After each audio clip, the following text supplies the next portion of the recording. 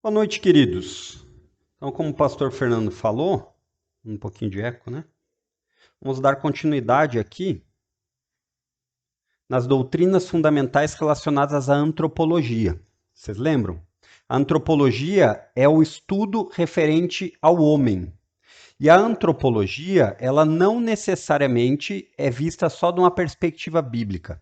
Falamos a respeito disso. Esse tema que trata do ensino a respeito do ser humano, do homem, ele está em alta, né? Ele é uma coisa que diariamente as ciências sociais e o mundo ao nosso redor, ele trabalha com a ideia de dar soluções, de dizer a respeito do que o homem é, do que o homem não é. E nós já passeamos aqui falando a respeito disso, algumas aulas, mas é importante sempre lembrar que nós não chegamos até essa doutrina, antropologia, caindo de paraquedas. O que eu quero dizer com isso? Essa é apenas uma das doutrinas que são fundamentais para aquilo que nós cremos. Então, nós começamos com a doutrina da bibliologia, né? Estudamos a respeito da Bíblia, estudamos a respeito da inerrância da Bíblia, estudamos a respeito do que a Bíblia é. Falamos de teontologia, a doutrina fundamental a respeito de Deus Pai. Falamos também rapidamente sobre a Trindade. Falamos depois sobre cristologia, a doutrina a respeito de Cristo.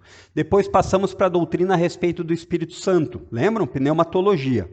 E agora chegamos aqui. Então a antropologia, ela não é algo que deve ser isolado do ensino bíblico. Tá? A nível de caráter aqui de nós relembrarmos. Também é importante lembrarmos o seguinte: quando nós falamos a respeito de antropologia, o nosso intuito e o nosso desafio é partir da Bíblia. Então, nós trabalhamos aqui, caminhamos com questões introdutórias, que é um pano de fundo a respeito daquelas perguntas: quem nós somos? Para que o homem existe? Qual é o futuro do homem? Quais são os problemas do homem? E essas coisas nós fomos construindo. Então, nada é isolado. Nós já trabalhamos bastante a respeito disso e hoje a minha intenção é dar uma recapitulada, né? O pastor Fernando gosta de me chamar do pastor recapitulação, e é o que nós vamos fazer. Por quê? Porque algumas dessas questões que nós fomos falando, como criação, o último encontro que nós tivemos, nós falamos a respeito da concepção da origem da alma. Depois, hoje, nós entraríamos na estrutura do ser humano. Falaríamos depois, posteriormente, na condição original que o homem foi criado. Depois passaremos ao propósito da criação do homem. Depois falaremos de um termo muito interessante chamado Imago Dei, a imagem de Deus no homem. O que é isso? E por fim, como sempre, falamos a respeito dos venenos. O que é um veneno? É algo que muitas vezes é atrativo, parece lindo, mas que mata. Então a gente vai aqui eu tinha alguns tópicos, eu vou acrescentar mais um nos venenos aqui que acabou surgindo no decorrer da nossa caminhada, né? O que eu quero fazer com vocês aqui hoje é recapitular. Recapitular para que não fique nenhuma dúvida a respeito do que é o ser humano, certo? Embora nós já tenhamos passeado aqui, falado várias questões e elas são cada encontro nós tentamos fazer de uma forma que seja autoexplicativo por si só, mas ele é como uma minissérie. Se você perde capítulos, você chega naquele episódio e você diz assim, eu consigo assistir, mas às vezes fica faltando algo. Então, quando a gente fala aqui, vai tratar, por exemplo, a gente falou sobre a concepção da origem da alma. Lembram? Semana passada? Isso não estava isolado. Nós já viemos falando da questões introdutórias, já falamos a respeito da criação. Então, isso é importante que você saiba. E eu gostaria aqui de fazer um panorama bíblico a respeito disso, lembrando, primeiramente, aquilo que a bibliologia nos ensinou. O que a bibliologia nos ensinou? Que a Bíblia, ela foi, ou ela é um livro harmonioso. Essa era uma das características de aprovação do cânon. Os livros, eles tinham que ser coerentes. Uma doutrina ensinada em Gênesis, ela não pode ser contrária a uma doutrina ensinada em Apocalipse. E assim, você percebe que isso dá um fluxo de raciocínio, tanto lógico quanto histórico, como principalmente bíblico. Então, nós temos que ter o cuidado quando nós chegamos nessa doutrina chamada antropologia, e a gente não pode esquartejar o ser humano. O que eu quero dizer com isso? A gente não pode esquecer que a Bíblia vem ensinando. Então, abra sua Bíblia em Gênesis 2:7, para nós darmos sequência. Gênesis 2:7.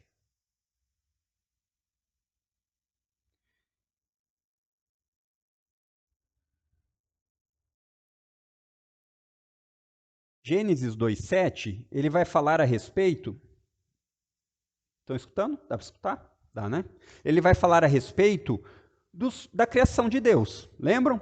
Gênesis 1, capítulo 1 e capítulo 2 são descrições da criação. Capítulo 1 mais geral, capítulo 2 mais detalhado, mas não são duas narrativas diferentes. E lá ele diz, nesse verso 7, o ponto alto da criação. Ele disse assim: então o Senhor Deus formou o homem do pó da terra. O homem foi criado por Deus a partir da terra, substância material. E ele diz: mas não ficou só na substância material. O que Deus fez? Ele soprou o fôlego da vida em suas narinas e o homem se tornou ser vivo. Essa é a narrativa da criação do homem. O homem foi feito do pó da terra e Deus soprou nele o fôlego de vida, dando assim uma característica incomparável com o resto da criação. Os animais também foram formados por Deus, mas somente o ser humano teve pessoalmente essa característica de Deus soprando. Então nós vimos com isso que esse sopro de vida é um compartilhamento do próprio Deus e por isso o sopro de vida, ou alma, ou espírito, como nós queiramos chamar, é a ideia do imaterial, ela é imortal. Por quê? Porque é Deus quem soprou. Então quando o homem morre, temporariamente o que é pó vira pó e o que é espírito volta a Deus. Esse é o temporário. Mas vamos continuar aqui. E aqui eu quero ser bem claro para você ficar esclarecido a respeito disso. Então, quando nós partimos de Gênesis 2, é o começo da narrativa bíblica, certo? A gente, quando estuda isso, a gente tem duas técnicas que não são só utilizadas para a Bíblia, mas que, como a Bíblia é um livro, embora venha de Deus, ela é um livro humano. Ela precisa ter algumas técnicas para que ela seja interpretada de uma maneira correta. Uma delas chama-se hermenêutica. A hermenêutica é o estudo do todo. E a exegese é o estudo particular dos versos, ou do texto em si. Para trazer ideia aqui para você, seria assim. A hermenêutica é como um edifício. Você tem a descrição do prédio, você sabe quantos andares tem, mas você não está dentro dos quartos olhando os mínimos detalhes. Isso é a exegese que faz. Beleza? Sendo assim, a Bíblia deixa clara que ela tem uma linha, aquilo que muitos teólogos chamam de chave hermenêutica. O que é isso? É aquilo que liga a Bíblia do começo ao fim como um cordão histórico condutor. Isso não é unânime, muitos vão dizer que é a glória de Deus, muitos vão dizer que é Cristo sendo manifesto, e tudo isso é possível porque a Bíblia trata de tudo isso. Mas o que é unânime e não tem discussão é que existe uma harmonia. Então, quando nós começamos em Gênesis, Apocalipse, que é o último livro, ele vai ser harmonioso. Então, nós não podemos chegar aqui em Gênesis 2, ver que o homem foi criado da terra como um corpo físico e chegar em Apocalipse e dizer, ó, ficou para trás Gênesis. Apocalipse restaura aquilo que foi começado em Gênesis. Esse é o panorama bíblico. E aí a gente se perguntaria, e o que tem no meio? O que tem no meio é a descrição dessa narrativa. É aquilo que nós podemos chamar da história da redenção. É como Deus começa lá em Gênesis e passeia por todos esses textos e essa história ao longo de milhares de anos para trazer ao seu plano final em Apocalipse. Então, quando você lê isso, em Gênesis 2, você não pode esquecer e dizer assim, bom, cada texto eu vou imaginando o que eu quero. Isso não é nem saudável e nem honesto. Quando você chega em Apocalipse 20, que é o finalzinho, você vai ver a descrição lá de um corpo físico, novamente, como que uma ou uma restauração daquilo que foi perdido em Gênesis. Ficou claro? Então, você pensa que de Gênesis a Apocalipse não pode ficar vago. Tem uma história sendo contada. E a gente precisa lembrar que essa história, ela tem harmonia. Então, lembre-se disso. De Gênesis a Apocalipse, a Bíblia descreve uma harmonia e no meio disso ela demonstra a redenção. Por quê? Porque no capítulo 3 de Gênesis é narrado algo que aconteceu com esse universo criado. Tanto com o homem, que foi feito do pó da terra, tanto com os animais, quanto a criação toda. Algo que nós chamamos de queda. Algo que nós chamamos de entrada do pecado no mundo, fazendo uso do que a Bíblia ensina. Sendo assim, em Gênesis 3, nós percebemos que a criação, ela sofreu uma queda. E essa queda, ela distorceu os propósitos iniciais de Deus, ela trouxe inimizade entre aquele que foi criado como a pérola da criação, como para ser o regente da criação, mas isso não quer dizer que aquilo que foi criado era ruim. E isso é importante que você lembre. A criação foi feita e ao final da criação Deus disse que era tudo muito bom. Lá estava o corpo e a alma, ou só a alma? O corpo e a alma. Não tem separação. Quando você pensar em ser humano, essa era a tarefa que nós iríamos trabalhar hoje na estrutura do ser humano, mas vamos nos ater aqui a ficar nesse panorama. O ser humano, ele é constituído de corpo e alma. Só que a Bíblia ela não separa isso. Embora exista uma separação temporária na morte, não foi esse o projeto criado por Deus em Gênesis. Por isso que em Apocalipse isso será restaurado. Tranquilo? Até aqui entendido? Então, a partir de Gênesis 3, nós vemos que Deus não deixa o mundo a seu esmo, dizendo assim, olha, eu dei a cordinha do relógio, coloquei esse mundo a funcionar e agora se virem. Causa e efeito. Ou aquilo que vocês fizerem vão ter os problemas. Embora isso aconteça, a narrativa bíblica é que Deus, o próprio Deus, em seu plano eterno, ele faz um plano desde a eternidade, quando nós não existimos, de restauração. E para que ele restaurasse esse universo, que tinha como ponto alto o seu representante, que era o ser humano, ele precisa enviar um ser humano para que ele fosse perfeito como o primeiro ser humano não foi. Quem era o primeiro ser humano? Adão. Adão e Eva. E a partir de Adão e Eva, você vai ver uma narrativa constante do descendente do homem que viria para restaurar todas as coisas que foram perdidas no pecado. Você percebe isso? Nós tratamos em cristologia, lembram? O descendente físico de Davi. O descendente de Abraão. E isso sempre está relacionado com corpo. Sempre está relacionado com uma pessoa.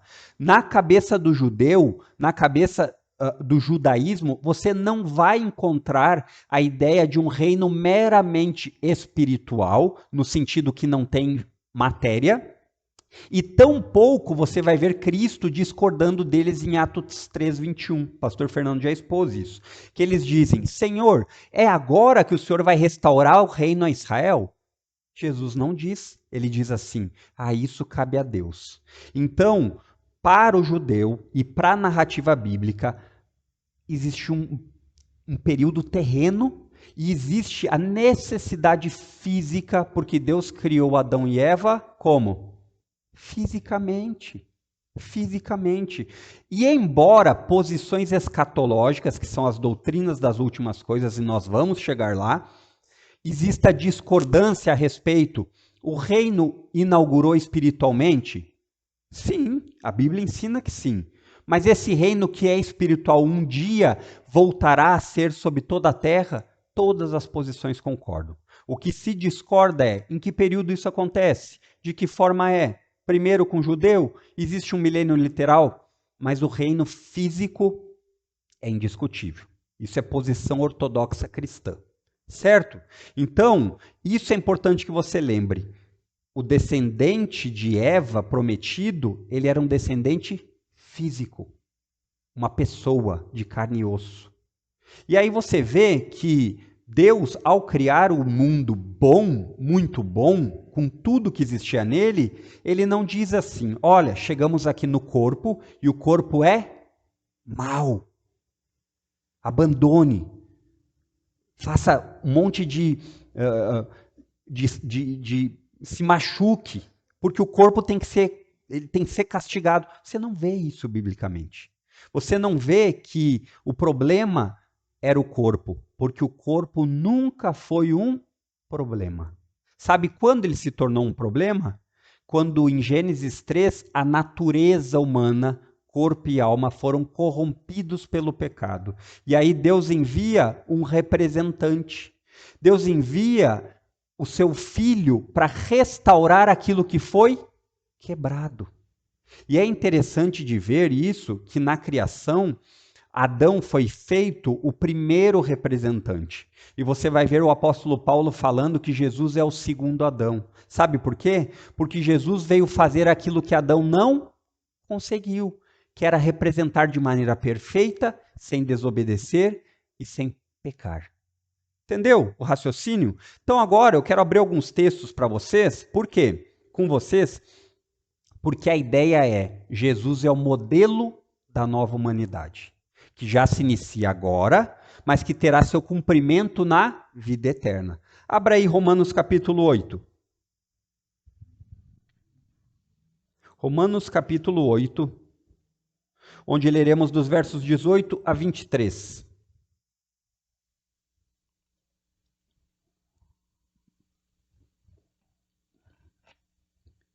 Você está com a versão da NVT? Então você vai perceber que na NVT tem um subtítulo para esse texto. Isso não é inspirado, isso é, na hora de traduzir aqui, de colocar ela dessa forma, o tradutor ele coloca isso como demonstrando o estudo que vai ser ensinado, ou demonstrando o assunto a ser abordado. Embora não seja inerrante, é muito claro que esse é o tema. E olha o que o apóstolo Paulo fala. O apóstolo Paulo ele está entre dois mundos, que é o mundo do já e do ainda não. Em que sentido? Paulo sabe que o reino ele já existe. Paulo sabe que Jesus já reina. Ele não reinará, ele já reina. Mas chegará um dia em que Jesus reinará fisicamente, de maneira presente. E esse é o tema que o apóstolo Paulo fala. Ele diz assim, eu considero que o nosso sofrimento de agora não é nada comparado com a glória que ele nos revelará mais tarde. Então o que Paulo está dizendo? Ele está dizendo assim, olha, eu sei que esse tempo, desse lado de cada eternidade, é duro.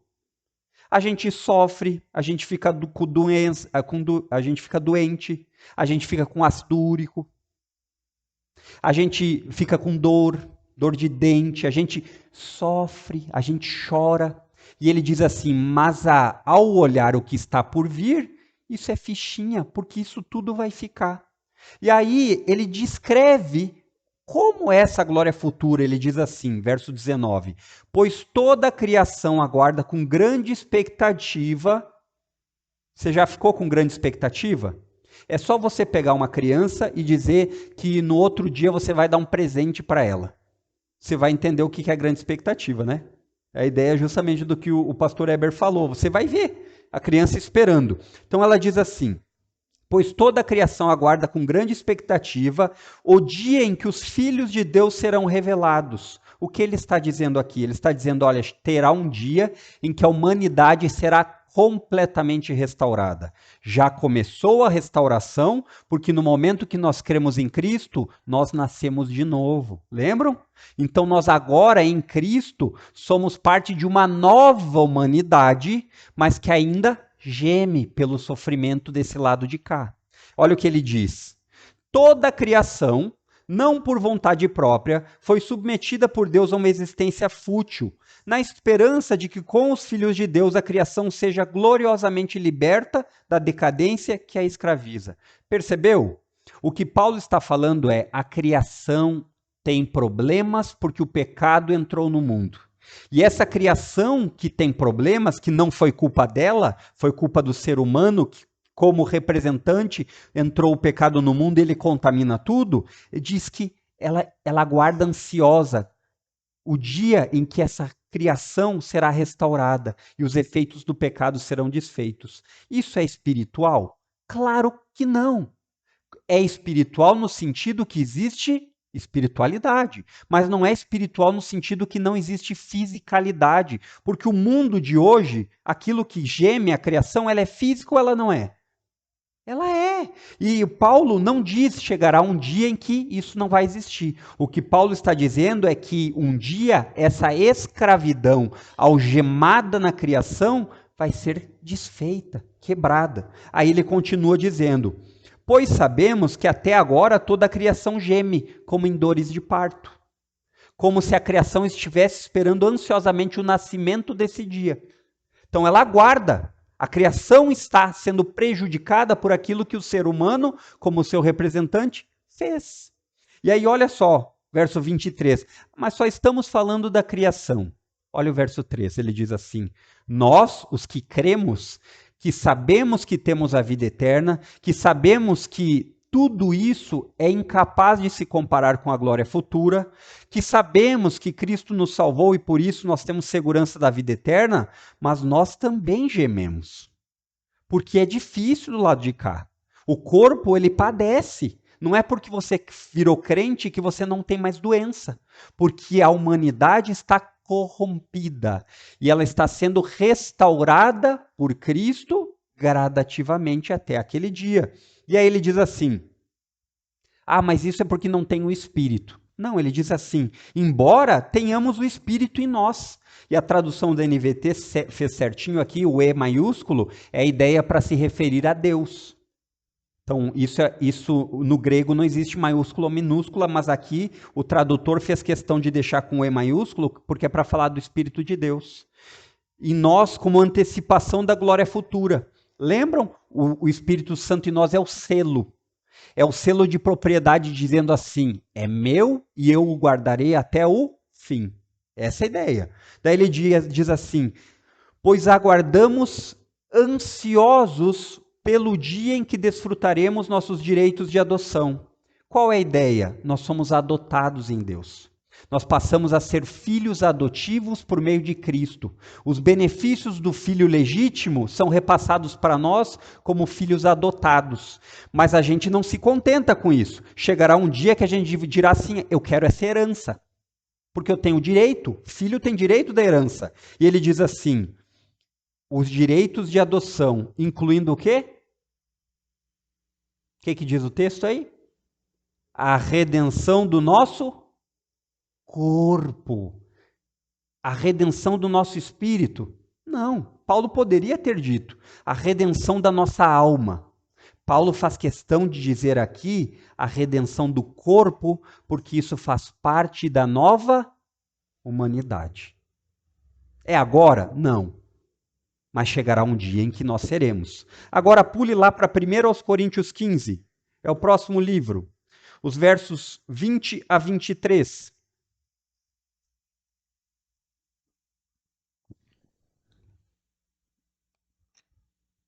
Diz assim: Paulo aqui está naquela narrativa de 1 Coríntios 15, falando sobre a ressurreição. Então, Paulo está, além de corrigir alguns que estavam falando assim: como é que vai ser nosso corpo? Será que ele vai ser de uma forma, de outra? Paulo diz que isso é irrelevante, porque o mais importante é você saber que o seu corpo não vai ser mais debilitado pelo pecado. E aí ele diz assim: mas Cristo, dando a ligação do primeiro com os seus irmãos. O primeiro ressuscitou para que os próximos que estão unidos a ele também ressuscitem. Aí ele diz assim: mas Cristo de fato ressuscitou dos mortos. Existe dúvida aqui? Ressuscitou de que forma? Corporalmente.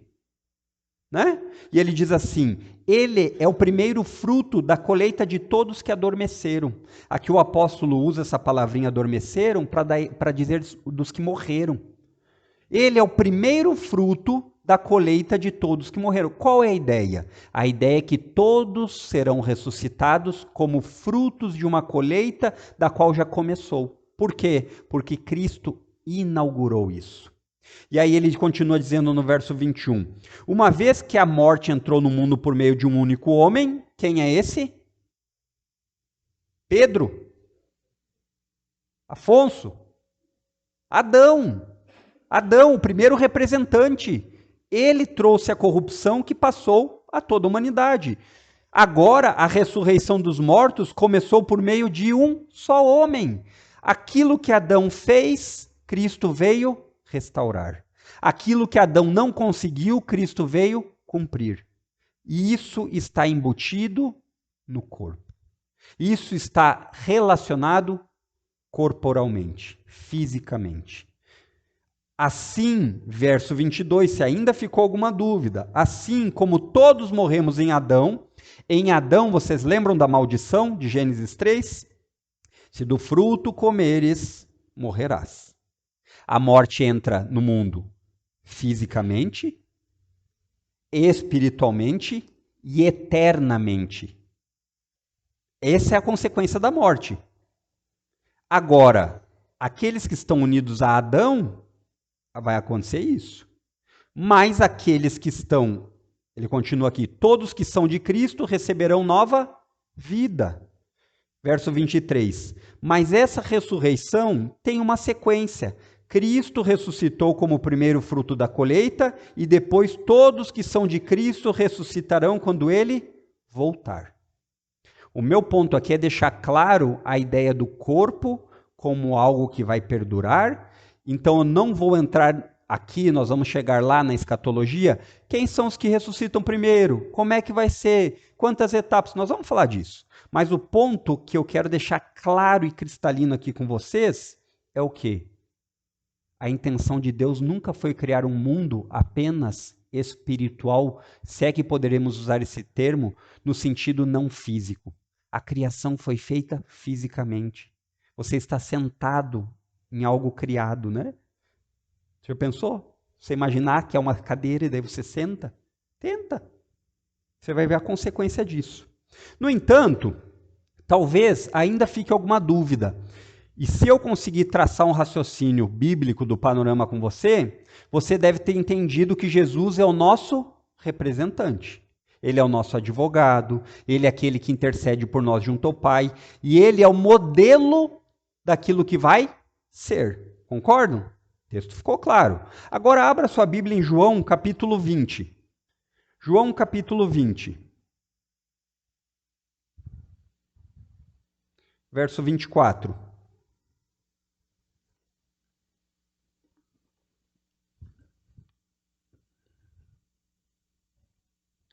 Diz assim o texto bíblico. Um dos 12, Tomé, apelidado de Gêmeo, não estava com os outros quando Jesus surgiu no meio deles. Eles lhe disseram, nós vimos o Senhor.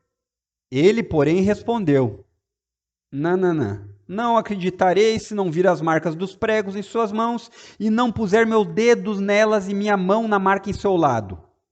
Percebeu? Eu preciso ver para acreditar. Eu preciso ter certeza do que vai acontecer. E aí você continua o texto dizendo, 8 dias depois, os discípulos estavam juntos novamente, e dessa vez Tomé estava com eles. As portas estavam trancadas, mas de repente, como antes, Jesus surgiu no meio deles e disse, paz seja com vocês, disse ele. Então disse a Tomé, vem cá, Tomé, vem cá, bobinho, põe a mãozinha aqui do lado, dá uma olhada na marca do meu lado, não seja incrédulo, creia. Quando ele fala para botar a mãozinha, você acha que a mão atravessou? Era parecido com o Gasparzinho? Negativo. Você percebeu? E Jesus aqui já tinha ressuscitado? Já tinha. Jesus não é o molde daquilo que vai vir? É. Ah, mas eu ainda não estou convencido. Abra aí na primeira carta de João, o mesmo autor do Evangelho, no capítulo 1. Verso 1.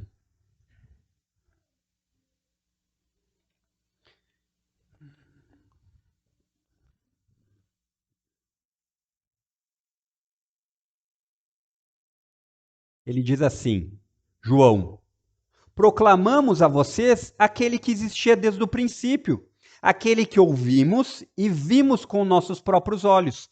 Então, João está falando aqui, nesse capítulo 1, existia já uma heresia que foi combatida, e nós vimos isso em Cristologia, chamado gnosticismo, que era a ideia que Jesus tinha aparência humana, ele parecia, ele até andava como gente, mas ele não tinha corpo, era só um desenho. Aí você percebe que João fala assim, olha, esse que nós estamos falando, esse Jesus que nós proclamamos, que é aquele que estava desde o início, porque ele é Deus, esse nós ouvimos, então voz ele tinha, nós vimos. Aí João faz algo para deixar claro a quem é esse Jesus, e ele diz, e tocamos com nossas próprias mãos. Você toca em algo que não tem matéria, corpo? Não. João está deixando claro que Jesus, o Jesus que veio e que encarnou e que depois ressuscitou, ele é de corpo, ele tem físico, ele tem matéria. Então, isso é o que você precisa entender quando nós chegamos nisso da antropologia. E uma coisa importante é, a palavrinha ressurreição, todas as vezes que ela é atribuída na Bíblia, ela é sempre direcionada para o corpo, porque o espírito ou alma não morre, lembra? Ele é imortal. Então, algo que não precisa ser ressuscitado, ou melhor dizendo aqui, nenhuma vez na Bíblia, quando ela usa o termo ressurreição, ela está tratando da alma ou do espírito. Porque quem que morre e perece? Temporariamente é verdade, mas quem que é? O corpo físico. Do pó viestes e ao pó voltará. Então, quando nós vemos na Bíblia falando sobre um corpo espiritual, especificamente aqui na primeira de Paulo aos Coríntios 15, nós vemos Romanos, Paulo falando não esse termo corpo espiritual, mas um corpo carnal, você tem que entender que a Bíblia, de uma maneira harmoniosa, e isso é interpretação bíblica, ela deixa claro que o corpo que não herda o reino dos céus, de carne e sangue, é um corpo à semelhança de Adão, e que não tem Cristo como seu redentor. Mas aquele que, como Jesus disse para Nicodemos, é necessário nascer de novo, nesse momento ele já é morador do reino. Mas chegará um dia em que esse corpo que ainda padece por causa do pecado, embora ele não seja mais escravizado do pecado, mas o pecado ainda tem os seus efeitos. Já parou para pensar alguém que bebeu a vida inteira e ele para? Você diz assim, ele não bebe mais, mas provavelmente ele ficou com uma cirrose, um câncer. Por quê? Porque os efeitos daquilo que ele fez permanecem no corpo. Assim é o pecado. Então, a carne e sangue ligada à humanidade de Adão são incapazes de herdar o reino porque é necessário nascer de novo. Uma regeneração. Então, outra coisa importante é, o tema da corporeidade é tão importante para a Bíblia que você vê que tanto crentes quanto descrentes serão ressuscitados um dia. Apocalipse 20 fala. E eles serão ressuscitados por quê? Porque tanto corpo e alma foram criados para serem uma unidade integral, tanto para a glória eterna quanto para o sofrimento eterno. Certo? Até aqui ficou tudo entendido? Alguma dúvida? Não. Então tá, não precisa ter medo, pode ter dúvida. Então, algumas considerações finais. Então, vamos lá, como a gente começou. A cremação é pecado? Não é. Mas se historicamente você for analisar, para o judeu e para o cristão, isso nunca aconteceu. Por quê? Porque o sepultamento era o normal. Certo? Você não vai encontrar na história, na narrativa bíblica, você não vai encontrar nada com referências aos cristãos ou judeus fazendo isso. Mas o ponto que eu acredito ser o mais importante é: Jesus é o nosso exemplo. E Jesus foi sepultado. E se o meu Senhor for sepultado, quem sou eu para querer ser algo diferente dele? Ah, mas pastor, mas então cremação é pecado? Não é. Se você, pela sua liberdade de consciência, prefere cremar o seu corpo, não é pecado, não é proibido, mas é indicado ou aconselhado que você mantenha uma postura mais bíblica possível. Certo? Então, eu diria assim, não é pecado, mas é sugerido. Certo? E outra coisa daí que a gente entrou, né? Então, se o corpo tem valor e nós não deveríamos cremar ou coisa assim, então a Carol perguntou, a doação de órgãos, ela deveria ser válida? A doação de órgãos, ela está relacionada ao amor ao próximo. Você já pensou em vida, se o seu filho precisa de um transplante de alguma coisa seu, se você não daria? Quanto mais morto, né? Quanto mais com o corpo, só a parte material física. Então, esse é o ponto. O ponto principal é o bem maior.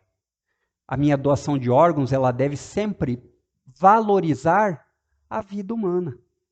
Agora existem diversos desdobramentos, inclusive tráfico clandestino de órgãos e tudo mais, que seria um outro debate, né? Mas o ponto é, esses dois temas que a Bíblia ela não traz como um manual de enciclopédia. Olha, então você para fazer um...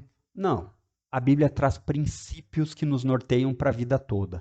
Alguns dos princípios são claríssimos e funcionam como mandamentos. Outros, como esse aqui, nós precisamos usar a conhecimento bíblico geral, né, para poder entrar num assunto desse.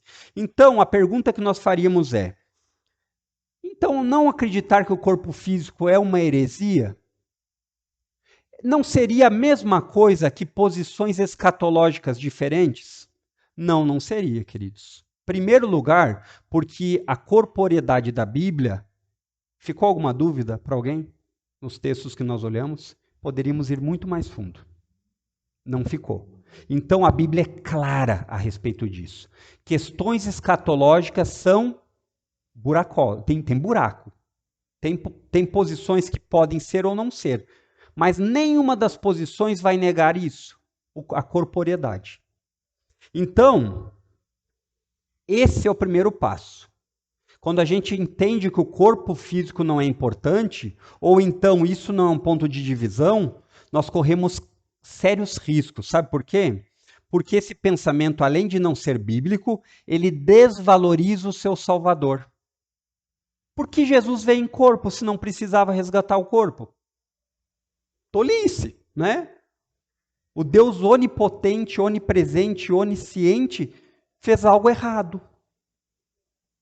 Então, quando você pensa dessa forma, embora você não chegue nesse raciocínio, é questão de tempo para que isso aconteça. A desvalorização da redenção. Né? E por mais que você não admita isso, não, mas nesse tempo presente nós somos templo do Espírito. Um pensamento desse, ele não é capaz de sustentar por muito tempo. Você não vai conseguir valorizar o corpo se lá no futuro você diz assim, nem tem tanto valor assim. E isso é importante entendermos. Por quê? Porque o corpo, ele foi criado por Deus em Gênesis, e a Bíblia nos diz que ele será restaurado para a glória eterna ou para a condenação eterna. Então, se Jesus não precisasse redimi-lo, ele não viria. Certo? Então esse é o meu conselho, existe clareza nesse ponto. E os desdobramentos práticos de um pensamento assim podem não ser heréticos por si só, mas em pouco tempo ele trará muitos errinhos que juntos eles fazem a festa. Certo? Então oremos. Santo Deus, graças te damos, porque o Senhor nos salva integralmente.